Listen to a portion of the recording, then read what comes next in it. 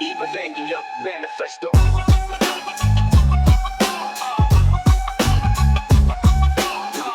The next episode opens, and Asuka is so excited to go shopping with Kaji, and as we pan over the items that they're shopping for, Kaji suddenly realizes that they're not shopping for what he thought they would be shopping for. Now, what did he think they would be shopping for? I don't know. But Asuka's here showing him a swimsuit, and he replies with, "Aren't you a little too young for that?"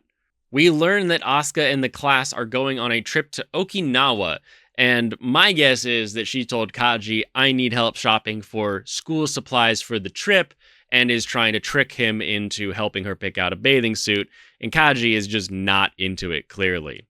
Kaji tells us that he never got to go on a school trip because of the second impact, and come to think of it, we really don't know exactly how old him, Misato, or Ritsuko are. And considering Kaji is delivering a weird fetus in a briefcase to a man who runs a company that has a giant robot that his son uses to fight off angels that are giant creatures that we really don't know the truth about, I don't really know if we can guess when Second Impact was yet. Back at Misato's place, we learned that the pilots are not allowed to go on the field trip that Asuka was so excited for. And while Asuka is upset at this news, Shinji kinda gets it, and we probably can guess he's okay with not being in a real public situation. And in contrast to the breakfast where Misato was chugging beers, she brings up their report cards in the most mom way possible to say, "I've seen your grades, you better get studying." We skip to the school pool where Rei is swimming laps and Asuka approaches Shinji, who is working on his computer, and starts teasing him about how he's so studious about things. Shinji is surprised to see her in the same bikini that we saw in the opening shopping scene, and he's so flustered that he is just laser focused on her chest while she is doing his homework for him, basically. Snapping out of it, Shinji asks her, "How do you have such bad grades if you can do such difficult problems like this?" And we find out that Asuka can't read Japanese. And apparently she's already graduated college back in Germany. So she can speak Japanese, she can think in Japanese well enough that they can sync with the Eva, but she can't read this language to the point where she can't answer the questions properly.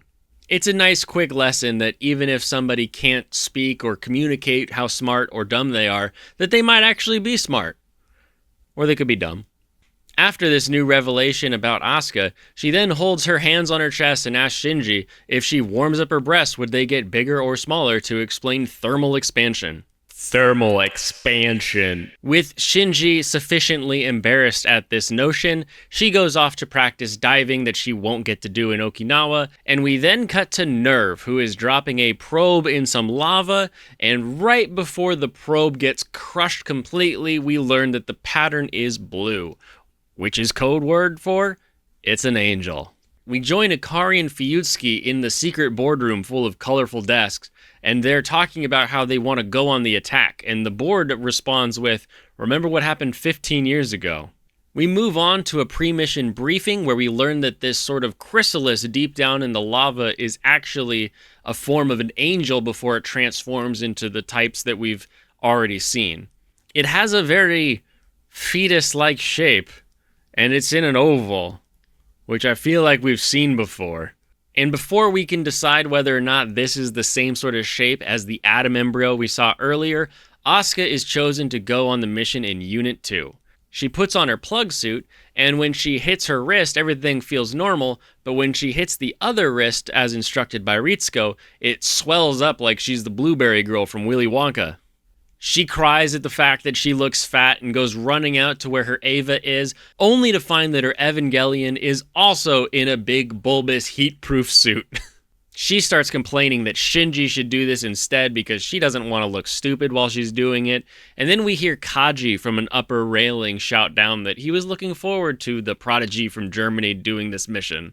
Asuka retreats to the locker room crying that Kaji has now seen her in this state, and Rei raises her hand and says, "I'll do it," because we all know Rei will just follow orders. And as Rei offers, Asuka walks over and lets her know she will not be piloting her Unit 2. We then cut to a cable car where Kaji is talking to some older woman with a dog, and it's very obvious that he is some sort of super spy secret agent working with someone else. But who else could he be working for? Unit 2 is then lowered in the volcano, and just as Asuka is hitting the surface, she performs the perfect scissor dive, and it's little moments like this that let us know that they really are just kids. There's a lot of time spent as Asuka is descending down, down, down, and her suit is creaking under the pressures of the volcano. And when she reaches the depth they thought the angel would be at, they realize it's not there. And thinking that it's followed some sort of volcanic flow, they continue down past maximum depth, which, if we can go past the maximum depth, it's not really the maximum depth now, is it? Eventually, there's a large oblong shape that appears in front of her, and she realizes this is the angel's egg. And she can go and actually capture it.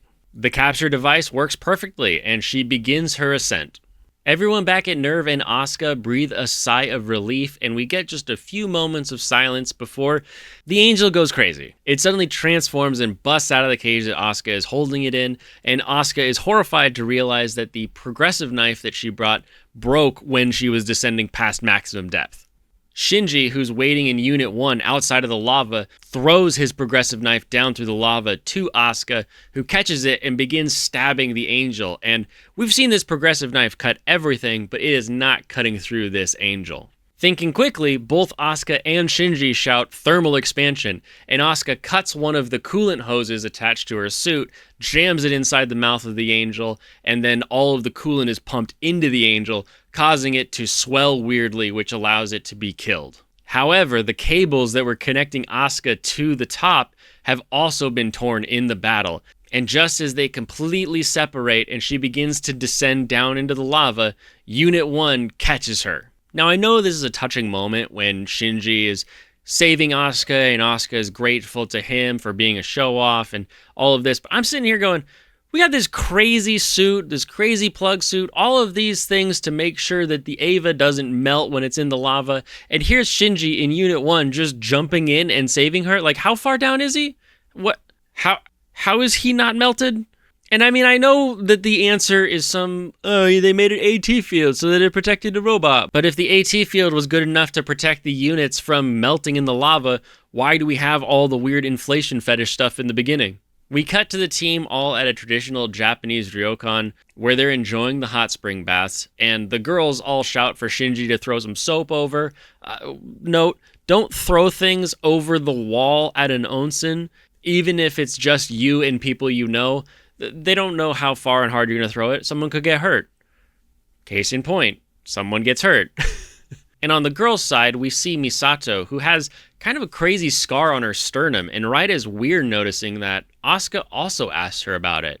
And Misato tells us that she got it during second impact, after which Asuka asks Misato if Misato knows about Asuka's past. And Misato tells her that's ancient history, so you know what that means.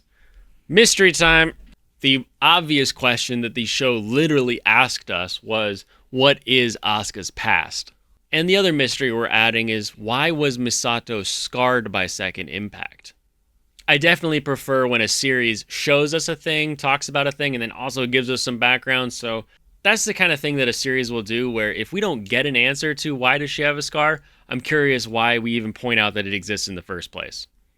We also learn in this episode that angels have sort of stages of life, kind of a metamorphosis of sorts. They literally call this thing a chrysalis, and when it comes out, it has a very sea-ray shape, which we have kind of seen. The big water angel that attacked on the ships also had sort of a fin shape to it, so is it just because they both were born in a liquid, or why are those angels those shapes? And another bullet point under Kaji is, who is he working for?